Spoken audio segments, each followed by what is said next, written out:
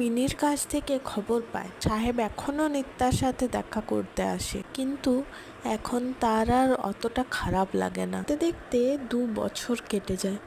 এখন সবাই নিজের লাইফে ব্যস্ত। এর মাঝখানে নিত্যা একদিন ত্রিনিকে ফোন করে বলে তার বিয়ে ঠিক হয়েছে, তাকে নিমন্ত্রণ করার জন্য সে ফোন করেছে। ত্রিনি অনেকবার বরের ফটো দেখতে চাওয়ায় নিত্যা বলে, তুই বরকে তো চিনিস?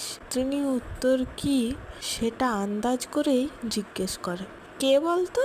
উত্তর আসে, সাহেব। ত্রিনি কাজের বাহানা দিয়ে ফোনটা কেটে দেয়। বসে বসে অঝরে কাঁদতে থাকে। কাঁদতে কাঁদতে ভাবে, সে তো জানতো এটাই হবে শেষ পর্যন্ত, তাহলে এখন কেন কষ্ট পাচ্ছে সে? সাহেব আর নিত্যা একসাথে খুশি থাক, এখন শুধু এইটুকুই চায়, বিয়ে হয়ে যায় দুজনে। তিনি অফিসে ছুটি না পাওয়ায় যেতে পারে না।